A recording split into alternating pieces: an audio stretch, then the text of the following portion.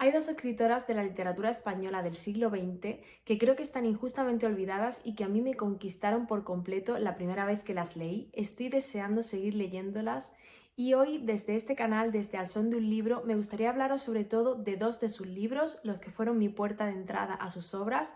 Por un lado, Barrio de Maravillas, de Rosa Chacel, y por otro lado, Tristura, de Elena Quiroga.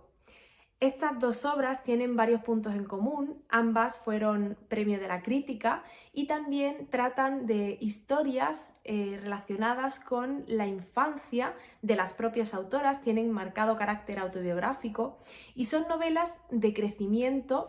En el caso de Barrio de Maravillas, de un crecimiento desde un punto de vista más intelectual y más relacionado también con la evolución artística sobre todo de una de sus protagonistas. Y en el caso de Tristura tiene que ver sobre todo con una novela de crecimiento vinculada a la educación y a cómo se imponen ciertas reglas o a cómo la protagonista, que también es una niña, tiene que vivir en un ambiente completamente opresivo y marcado por una educación muy estricta. Así que sin enrollarme más, allá voy.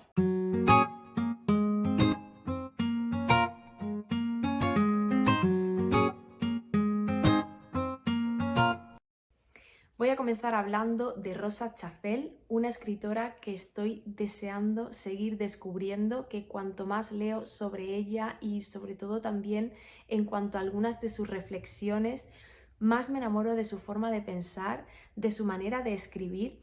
Creo que era una escritora muy ambiciosa, con unas ideas muy novedosas, muy originales, con un sentido de la crítica y una ambición también en cuanto al estilo y a la estética y al uso de metáforas que aparecen sobre todo en el caso de Barrio de Maravillas y según tengo entendido también en el resto de su obra, que la hacen cercana incluso en algunos puntos concretos a la narrativa o a la forma de escribir de María Zambrano, aunque María Zambrano era filósofa, pero en el caso de Rosa Chacel también es cierto que Barrio de Maravillas es un libro en el que el flujo de pensamiento aparece completamente plagado de tintes filosóficos, lo cual lo hace un libro complejo, una lectura bastante delicada o que sí que es verdad que sugiere atención y concentración por parte del lector,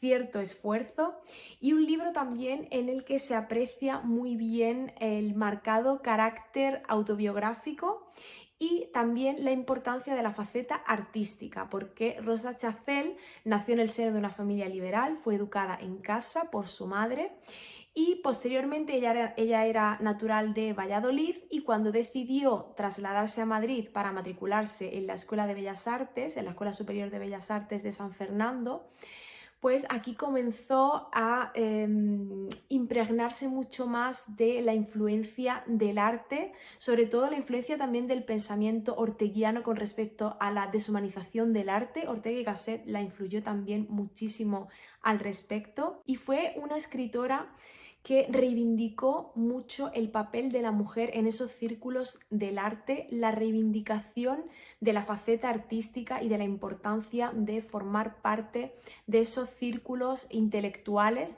por lo que se le suelen marcar en la generación del 27, concretamente en el grupo de la Sin Sombrero. Y fue una escritora también marcada por el exilio. Se vio obligada a exiliarse en Río de Janeiro, que fue el lugar en el que desarrolló gran parte de su producción literaria. Ella, bueno, consideraba que su patria mental era España, la nostalgia que sentía por su ciudad se nota también mucho aquí en este pequeño regreso a su infancia. La nota autobiográfica sobre todo está relacionada con los años que pasó viviendo en el barrio de Maravillas, en el actual barrio de Malasaña, en la casa de la abuela materna. Y esta obra pues significó mucho para ella porque estando allí tan lejos, cuando volvió a España y se reencontró con esos lugares que habían sido tan especiales para ella y que marcaron su infancia, uno de los momentos fundamentales, todo eso la llevó a plasmar y a inspirarse para que quedasen aquí grabadas y congeladas en el tiempo, porque la verdad es que esa es la sensación que te da por el nivel de detalle también y la gran capacidad de observación a la que llega en esta obra. Barrio de Maravillas fue publicada en plena transición en el año 1976, como he comentado al inicio del vídeo. Fue premio de la crítica. Rosa Chacel también recibió el Premio Nacional de las Letras y el Premio de las Letras de Castilla y León, aunque ella siempre quedó con las ganas de haber recibido también el Premio Cervantes y con haber ingresado en la Real Academia Española. Fueron sus dos grandes espinitas clavadas.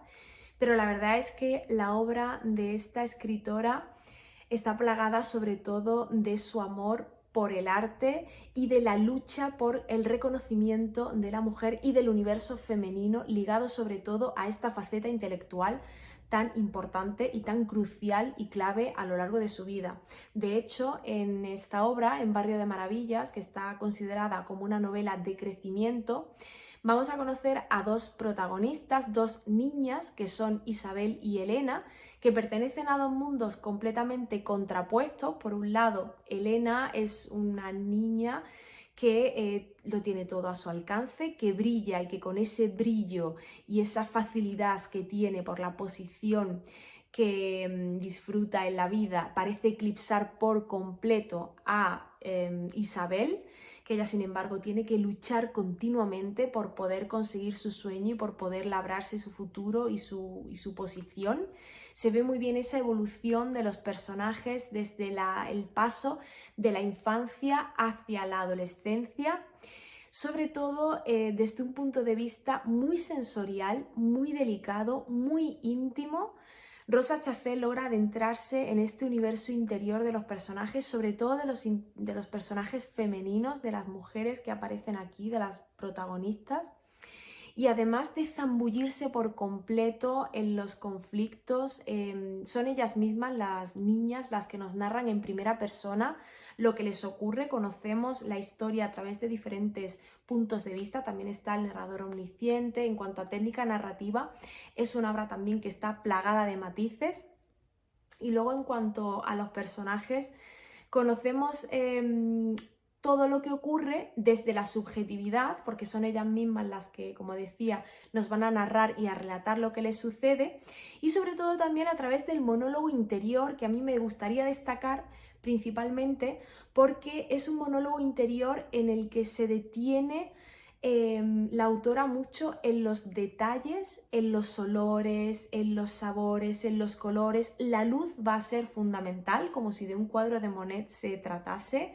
La diferente progresión o la evolución de las luces a lo largo del día y a lo largo de los momentos va a determinar el valor o la forma de percibir los objetos.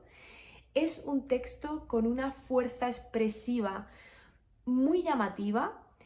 Como os decía, también plagado de tintes filosóficos. De hecho, se la considera en cierta manera, en cierto sentido, una novela existencialista, o muy interesante también desde el punto de vista existencial. Es un libro, en definitiva, que nos habla de una vida del día a día, de la cotidianidad, de la infancia y de ese importante proceso de crecimiento, sobre todo a nivel intelectual.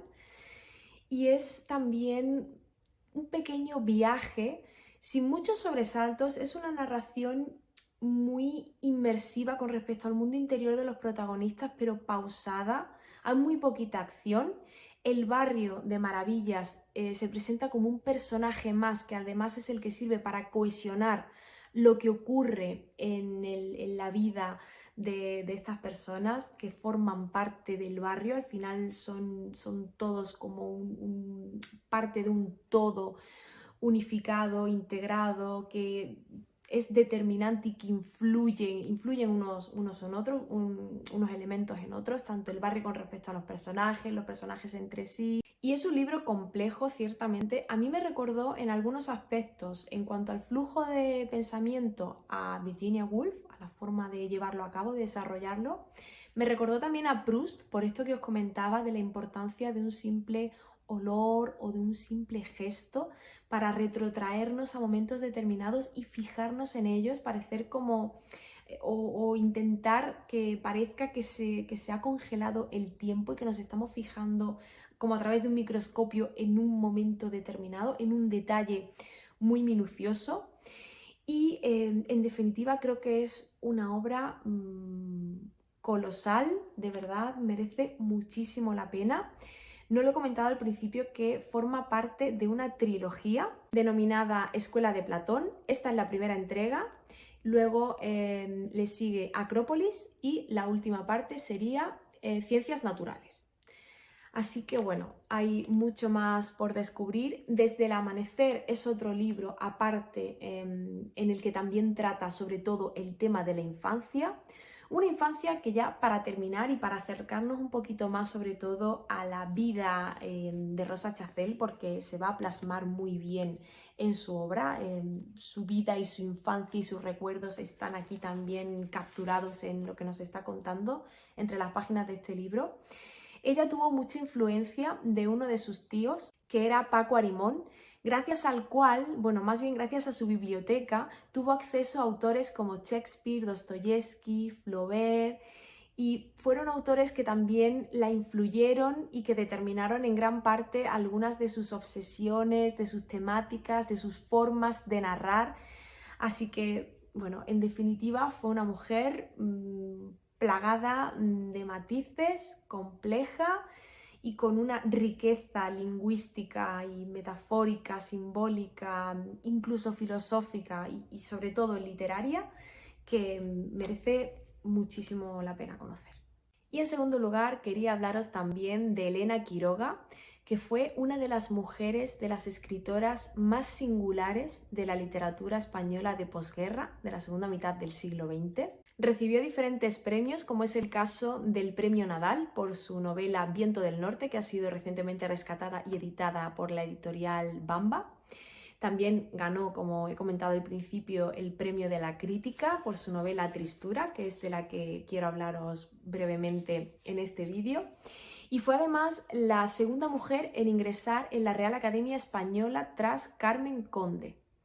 Fue una mujer con un estilo sobre todo muy original, muy peculiar, que a mí fue lo que más me chocó en un principio cuando me adentré en esta historia, porque Elena Quiroga utiliza las normas de ortografía a su antojo, juega con el lenguaje, experimenta con él y creo que, bueno, desde mi punto de vista arriesga mucho, pero gana, porque consigue una contundencia y un estilo tan directo que hace que sea prácticamente imposible que esta historia, o que al menos lo que te está contando, te deje indiferente.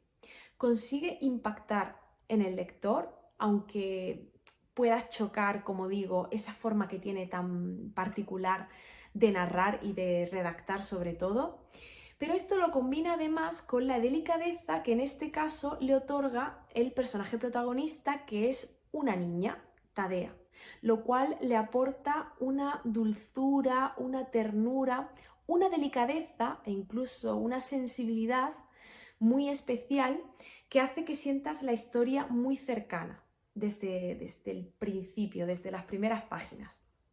Lo que le ocurre a Tadea, a la protagonista de Tristura, es que es una niña que ha tenido que dejar su casa, el que había sido su hogar, y se traslada a vivir con su tía Concha y sus primos, y se adentra en un mundo completamente diferente y contrapuesto a lo que había vivido. La libertad y la inocencia quedan apartadas, ni siquiera ligadas a un segundo plano, tienen que desaparecer porque la inocencia en casa de su tía se considera pecado. Su tía tiene una educación muy estricta, muy ejemplar y muy relacionada y vinculada sobre todo con la religión, pero desde un punto de vista muy negativo. Porque si Tadea no se comporta como debe ser y no guarda la compostura, pues puede hacer, y cito textualmente, llorar a la Virgen. El concepto de Cristo se tiene en cuenta desde un punto de vista muy duro, muy cruel, porque es alguien que castiga. Además, la culpa también está continuamente presente en ese pequeño universo que de repente envuelve a la niña, porque se dice que él ha muerto por nuestra culpa y como que estamos continuamente en deuda. Y esa educación al final hace que la niña se suma en un ambiente completamente tormentoso que la hace sentirse triste, sumirse en una tristura envolvente, absorbente, que llega también a apabullarnos a nosotros mismos como lectores. Y aunque hay también algunos momentos de luz, porque hay un pozo en el jardín en el cual ella pues se siente un poco refugiada, y también está el tema de la amistad, que es otro punto de luz en esta historia en la que los personajes están completamente atormentados, porque algo que sí que hace también muy bien Elena Quiroga es que se adentra en los conflictos interiores de los personajes. Son personajes que se debaten continuamente entre el querer y el desear y el no poder, porque tienen que guardar las apariencias y tienen que comportarse según los convencionalismos y según los principios y los ideales y la moral de la época. De una época, además, no nos olvidemos, de posguerra, de una época muy convulsa, muy complicada desde el punto de vista social, sobre todo, y bueno, en todos los sentidos en realidad. Y al final es un libro que te llega muy adentro, que te golpea en algunas partes, que te hace reflexionar también sobre todo. Es todo un viaje.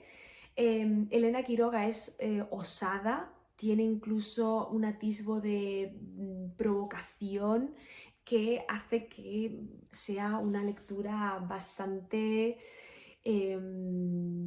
diferente, original y sobre todo, pues eso, provocativa. Es una obra que en definitiva rompe moldes, porque en una época en la que el realismo social era el género estrella, por así decirlo, era lo que se escribía por excelencia, pues ella decide arriesgar y decide sobre todo adentrarse en el mundo interior de los personajes. El monólogo interior que utiliza también es muy fuerte desde el punto de vista expresivo, al igual que ocurría en Barrio de Maravillas. Nos adentra por completo en la psicología de los personajes. Ella trata personajes hundidos, personajes heridos, y entonces se aleja muy mucho, eso añadido a la forma tan particular de narrar, de lo que se solía escribir mayoritariamente en la época. Para terminar, voy a leer un fragmento para que os hagáis una idea sobre todo de lo que os decía de la contundencia del estilo, que dice: estás haciendo llorar a la Virgen, no hay hombres del saco, ni ladrones ni tonterías, me había perdido. A nadie le importa lo que piensas. Pudor, no pongas esa cara. A nadie le importa. Que la abuela no se entere. Le sube la tensión, se puede morir. Tú serás la responsable si le pasa algo a la abuela. Cristo ha muerto por ti. Mírale bien la sangre, las llagas, la herida del costado, la corona. Tú se lo estás haciendo a cada instante.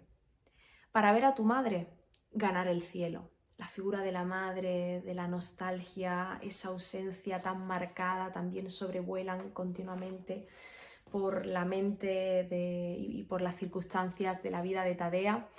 Y bueno, en definitiva también es un libro que os recomiendo muchísimo. Si tengo que posicionarme, aunque sé que las comparaciones son odiosas, entre... Bueno, yo solo he leído estos dos libros de estas dos autoras, pero tengo que reconocer que por lo que he seguido investigando después y por lo que he podido leer, sobre todo fragmentos, porque gran parte de sus obras no están descatalogadas, entonces no son fácilmente accesibles, pero tengo que reconocer que Rosa Chacel tiene algo que a mí me llama muchísimo, que me hace conectar con ella y querer seguir adentrándome en su manera de pensar. Creo que hay por ahí unos diarios, pero yo no los encuentro, no hay forma. Seguiré leyendo a ambas autoras con algunos de los libros que tengo por aquí en casa. Bueno, tengo uno de cada una. Esta edición de segunda mano de Teresa, otra obra de Rosa Chacel. Aunque Memorias de Leticia Valle también me tienta mucho, no sé lo que haré al final, al igual que me ocurre con, bueno, me tienta toda la obra de las dos, quiero leerlo todo, aunque habrá luego algunas obras que me gusten más que otras o alguna incluso que me pueda decepcionar, pero bueno, en principio, en el caso de Elena Quiroga, continuaré por La enferma o Viento del Norte, que como te decía ha sido recientemente también editado. Y bueno, pues a ver qué tal me sigue yendo con estas dos autoras. Contadme si las habéis leído, qué obra me recomendaríais o cualquier cosa que queráis decirme. Muchísimas gracias por estar ahí, por escucharme y nada más, nos vemos en el siguiente vídeo. ¡Chao!